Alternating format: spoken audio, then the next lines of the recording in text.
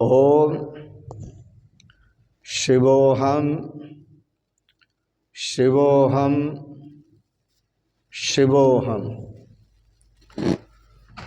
ओम सच्चिदानंद रूपाय विश्वोत्पत्त्यादि Hathaway तापत्रय विनाशाय श्री कृष्णाय वयं नमः। श्री कृष्णाय वयं नमः।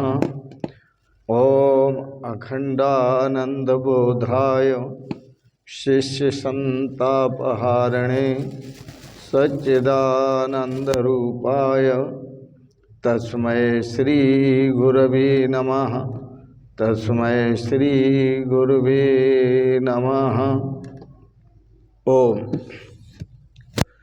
पूर्व प्रसंग में आप ध्रुव चरित्र का श्रवण कर रहे थे श्रीमद् भागवत के आधार पर। ध्रुव को माता सुनीति ने सुंदर संस्कार दिए, अच्छे संस्कार दिए और संस्कार देते हुए कहा, बेटा स्वधर्म पालन से अपने अंतःकरण को पवित्र करो, अपने चित्त को शुद्ध करो और अपने चित्त को शुद्ध करके अपने चित्त में उन प्रभु की स्थापना करो, नारायण की स्थापना करो, प्रभु का चिंतन करो, प्रभु का भजन करो। यह कल आप श्रवण कर रहे थे।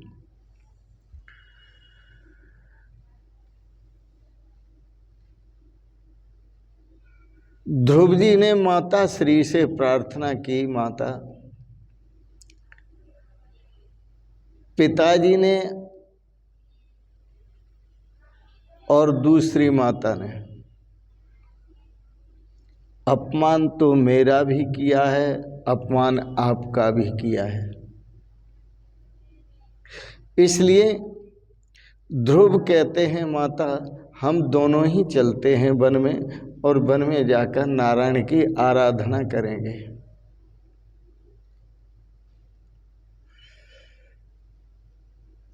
माता ने कहा,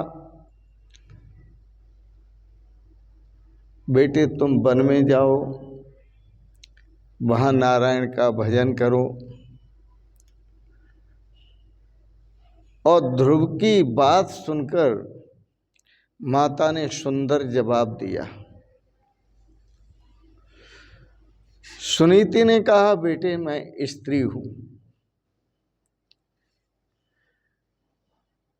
मेरे पिताजी ने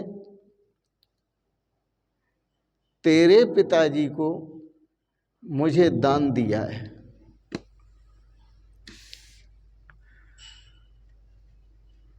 मुझे उनकी ही आज्ञा में रहना है। वो मेरे पति हैं, वो चाहे मेरा जितना भी अपमान करें, किंतु मुझसे पति का त्याग नहीं हो सकेगा। तू स्वतंत्र है और मैं परतंत्र हूं।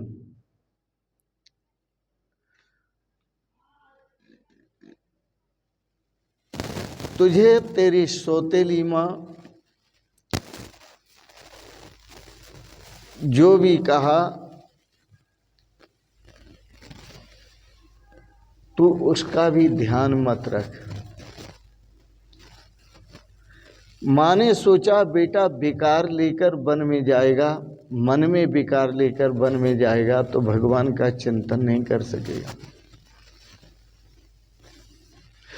सुनीति ने कहा कि मेरे पिताजी ने तेरे पिताजी को दान दिया है, इसलिए मैं तेरे पिताजी की भी सेवा करूंगी और तेरी विमाता जो सौतेली माँ है, मैं उसकी भी सेवा करूंगी।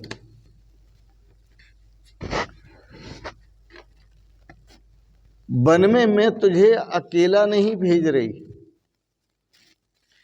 मेरे आशीर्वाद तेरे साथ हैं बेटा।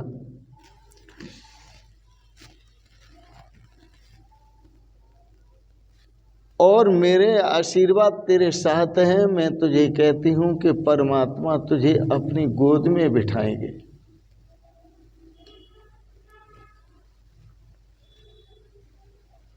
और जब तू मेरे गर्भ में था तो उसी परमात्मा ने तेरी रक्षा की थी,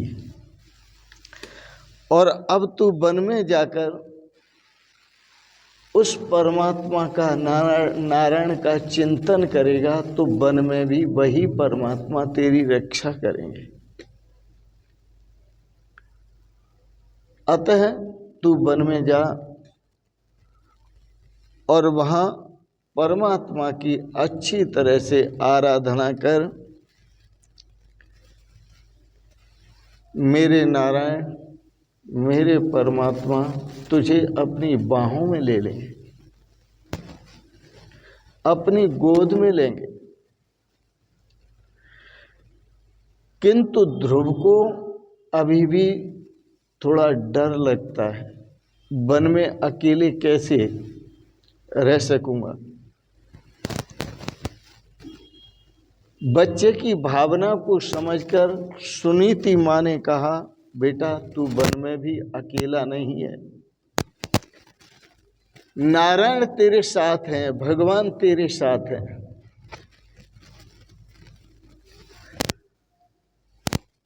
वस्तुतः इतना बोध व्यक्ति को होता नहीं है, लेकिन इतना बोध रखना चाहिए कि जहां मैं जाता हूं वहीं भगवान है, भगवान मेरे सदा साथ हैं। वेद की आज्ञा है, यत्र यत्र मनोयाति ब्रह्मणस् तत्र तत्र दर्शनम। ये तो आप शरीर से, ध्रुव तो शरीर से वन में जाएगा। आप शरीर से जहां भी हैं और आपका मन कहीं अन्यत्र जाता है, तो जहां जहां मन जाता है वहां वहां मन से ब्रह्म का दर्शन करो, परमात्मा का दर्शन करो।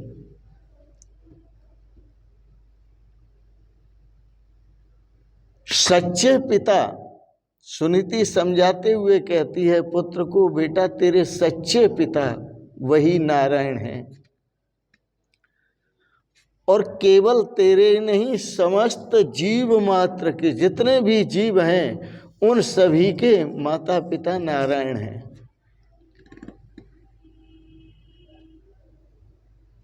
भगवान कभी यह नहीं देखते कि यह व्यक्ति ऊंचा है या नीचा है, या धनवान है या गरीब है, या छोटा है या बड़ा है। ऐसा भाव भगवान में नहीं है। भगवान तो यही देखते हैं कि इस जीव के हृदय में मेरे प्रति प्रेम है या नहीं है।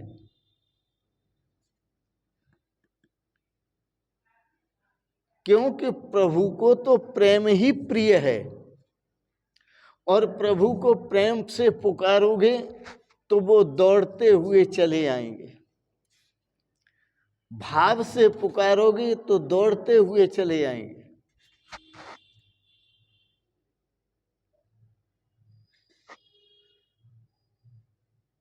माता ने आज्ञा दी, बेटा एकांत में जाकर दुख को, अपने दुख को अपने नारायण को सुनाना। तुम अपने दुख को अपने नारायण को सुनाओगे, उनको कहोगे तो वो तुम्हारे दुख का हरण कर लेंगे। और तुमने वन में भी जाकर के नारायण को यह भी कहना है कि हे प्रभु, मेरा पाप करने का स्वभाव है, यह पाप करने का स्वभाव कब छूटेगा? आप कृपा करें ताकि मेरे पाप करने का जो स्वभाव है वह छूट जाए। जब तुम ऐसी प्रार्थना करोगे तो परमात्मा नारायण तुम्हारी प्रार्थना को सुनेंगे। ध्रुव ने पूछा, माता, मुझ जैसे अबोध बालक को, जो बहुत छोटा बालक है, अभी तो 5 वर्ष के हैं, क्या भगवान मिलेंगे? ध्रुव को समझाते हुए सुनीति माँ ने कहा, बेटा, भगवान तुझे अवश्य मिलेंगे। दिल लगाकर भगवान में भजन करना। भगवान भूखे हैं भाव के, प्रेम के। ईश्वर को जो प्रेम से पुकारता है, भगवान को जो प्रेम से पुकारता है, वो उसके सामने अवश्य प्रकट होते हैं। मैंने भी संत महापुरुषों से सुना है, प्रभु बंधे हुए खिंचे हुए चले आएंगे, जरा तारों से तारे मिलाकर तो देख। अपनी वृत्ति को परमात्मा में लगा के देखो। जब प्रेम से अपनी वृत्ति को परमात्मा में लगा के देखोगे तो परमात्मा प्रेम की डोरी में बंधे हुए चले आएंगे।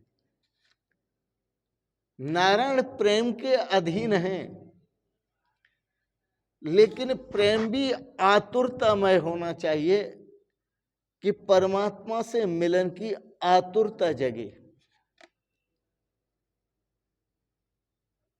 और आर्तनाद करना चाहिए। परमात्मा के बिना जीवन सार्थक नहीं है। आर्त होकर परमात्मा की आरती करो, आर्त होकर परमात्मा की स्तुति करो, आर्त होकर परमात्मा का स्मरण करो।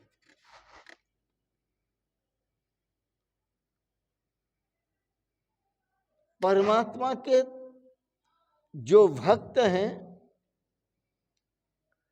आर्त जिज्ञासु ज्ञानी च भर्तर सभा, यह भगवान के भक्त हैं और भगवान इनको दर्शन देते हैं। मैंने सुना है, उपनिषद में एक प्रसंग आता है कि एक बार जगन्नाथ जी महाराज एक हाथ अपना ऊपर उठाए हुए थे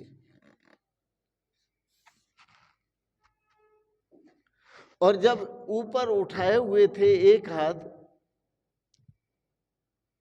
तो किसी ने पूछा, बोले महाराज आप ये एक हाथ क्यों ऊपर उठाए हुए हो? तो जगन्नाथ जी महाराज जी ने उत्तर दिया, वेद कहता है अमृतस्य पुत्र, ये जीव जितने भी हैं सब परमात्मा के पुत्र हैं। अमृतस्य पुत्र, ये जीव जितने भी हैं सब मेरे पुत्र हैं, जगन्नाथ जी कहते हैं। और मैं जीव को अपनी गोद में बिठाने के लिए हाथ उठा करके बुला रहा हूं, पर जीव इतना अपनी गफलत में है कि वो मेरे पास आने को तैयार नहीं।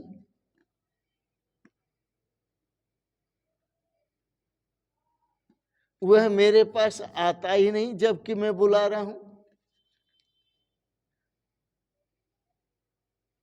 तो श्रीनाथ जी ने कहा कि मैं बालकों को भूला नहीं हूं, अमृतस्य पुत्र, ये सब बालक मेरे पुत्र हैं, मैं बालकों को भूला नहीं हूं, लेकिन बालक मुझे भूल गए हैं।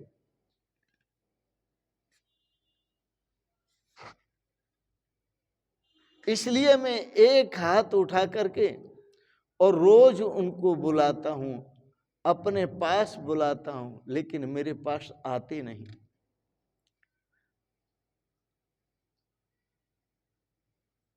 सुनीति ने सोचा, जब ध्रुव ने माता का बंधन किया, प्रणाम किया और वन के लिए जाने लगे तपस्या करने के लिए, तो सुनीति ने सोचा कि मेरा बंधन ये करे या न करे कोई बात नहीं, मैं तो इसे आशीर्वाद दूंगी ही,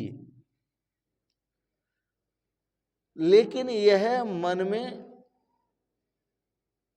सुरुचि के प्रति, सौतेली मां के प्रति यदि मन में गिलानी लेकर जाएगा, द्वेष लेकर वन में जाएगा, तो यह भजन नहीं कर पाएगा।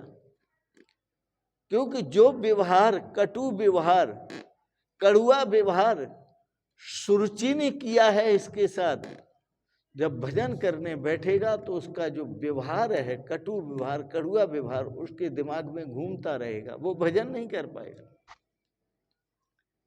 इसलिए सुनीति ने बालक को समझाते हुए कहा, ध्रुव को, बेटा तू मेरी वंदना करे या न करे, मैं तो तुझे आशीर्वाद दूंगी ही, मेरे सद्भाव तेरे साथ हैं, तेरा कल्याण हो, किंतु किसी के प्रति भी द्वेष रख करके तप करने के लिए, भगवत प्राप्ति करने के लिए, भजन करने के लिए नहीं जाना चाहिए।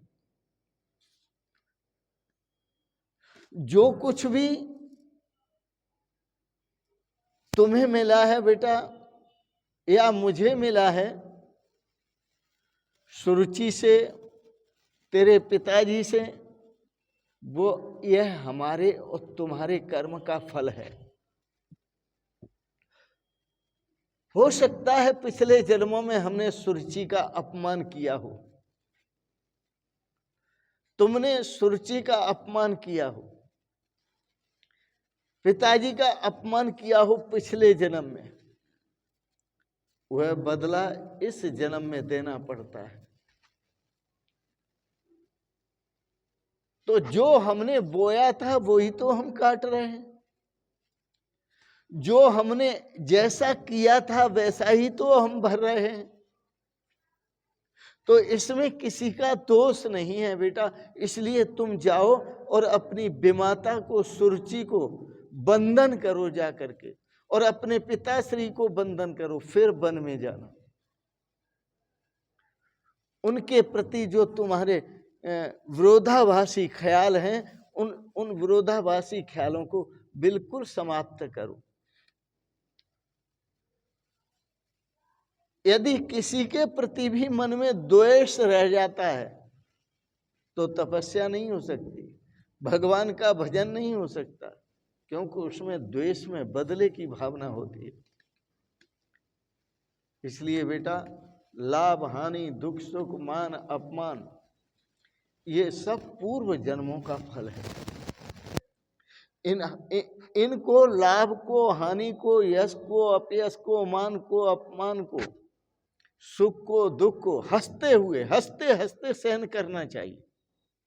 क्यों हंसते हंसते? इसलिए सहन करना चाहिए कि यह किसी का दिया हुआ दुख नहीं है। यह जैसे कर्म हमने किए, उन कर्मों का ही परिणाम है, हमारे किए हुए कर्मों का ही परिणाम हमें भोगना पड़ता है। तो इसलिए हम जैसा करेंगे वैसा भरेंगे। तो हंसते हंसते इस दुख को भोगना चाहिए, इस समस्या को हंसते हंसते। किसी से भी बदला लेने की, प्रतिशोध की भावना नहीं रखनी चाहिए। मन राग और द्वेष से मुक्त होना चाहिए। इस प्रकार अच्छे संस्कार बेटा, जब तुम मन को पवित्र करके, चित्त को पवित्र करके और वन में जाओगे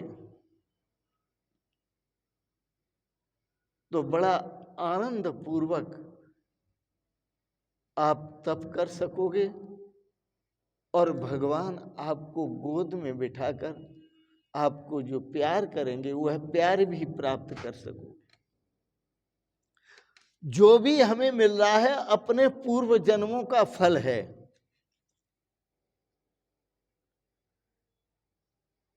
पर यहां उस पूर्व जन्मों के कर्मों के फल को भोगने वाले दो हैं, एक ज्ञानी है, एक अज्ञानी है।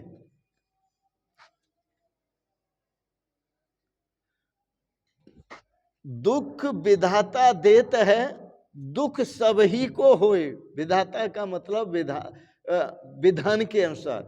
विधाता का मतलब है ब्रह्मा जी ने जो विधान बनाया है, भगवान ने जो विधान बनाया है, वह विधान के अनुसार जो दुख मिलता है। दुख विधाता देत है, दुख सबही को होए। ज्ञानी काटे ज्ञान से और मूर्ख काटे रोए। जो अज्ञानी व्यक्ति होते हैं उन अपनी किए हुए कर्मों के परिणाम को रो रो कर भोगते हैं। जो अज्ञानी व्यक्ति होते हैं रो रो कर भोगते हैं अपनी किए हुए कर्मों का फल, और जो ज्ञानी होते हैं वो हंस हंस कर भोगते हैं, हंस हंस कर भोगते हैं। इतना ही अंतर है, क्योंकि अपने किए हुए का फल है।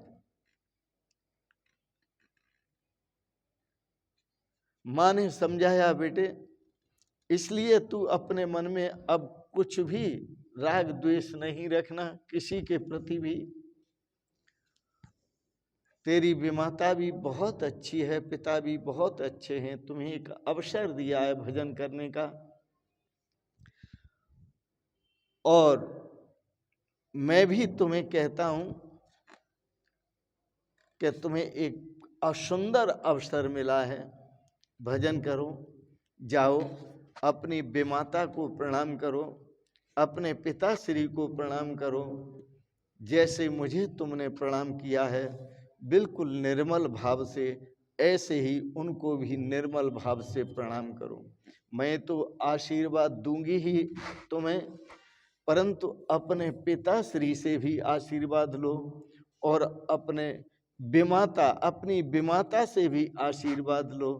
तभी आशीर्वाद मिलने के बाद भी आपको सफलता मिलेगी, तभी आप भगवान की वंदना कर सकोगे, तभी आप भगवान का ध्यान कर सकोगे, तभी आप भगवान का आशीर्वाद प्राप्त कर सकोगे, तभी भगवान की कृपा प्राप्त कर सकोगे, और तभी भगवान आपको अपनी गोद में बिठाएंगे। बेटा जाओ तब करो। मैंने कल कहा था कि माता चाहे तो अपने बच्चे को सुंदर बना सकती है और असुंदर भी बना सकती है। माँ के पास जितना बालक रहता है उतना किसी के पास भी नहीं रहता। इसलिए सभी माताओं से और बंधुओं से मेरा निवेदन है कि आप अपने बच्चों को आशीर्वाद तो दें ही, प्यार तो दें ही, लेकिन आशीर्वाद के साथ साथ और प्यार के साथ साथ बच्चों को अच्छे संस्कार दें, और अच्छे संस्कार देंगे तो उन पर परमेश्वर की कृपा होगी, भगवान की कृपा होगी, उनकी साज संभाल भगवान अच्छी तरह से करेंगे। अच्छे संस्कार होने के कारण और पवित्र मन होने के कारण, पवित्र अंतःकरण होने के कारण, इसलिए आप अपने बालकों का जीवन भक्ति रंग में रंगें, प्रेम रंग में रंगें, और भगवान के प्रति बच्चों में अच्छे संस्कार प्रकट करें, अच्छे संस्कार दें, जिससे हर बच्चा अपने श्रेय को प्राप्त कर सके, अपने कल्याण को प्राप्त कर सके और भगवान का लाड़ प्यार प्राप्त कर सके, भगवान की गोद में बैठ सके और भगवान के अनंत आनंद का अनुभव कर सके। इन शब्दों के साथ ही वाणी को विराम देते हुए आपने बड़े प्रेम और श्रद्धा से श्रीमद् भागवत का प्रसंग आज श्रवण किया, इसके लिए बहुत बहुत अनुग्रहित हैं। एक बात जरूर कहेंगे, वह है नारायण प्रभु आपको सपरिवार सदा स्वस्थ और सुखी रखें। आपको बहुत बहुत आशीर्वाद, बहुत बहुत प्रणाम। शिवोहम शिवोहम शिवोहम। ओम।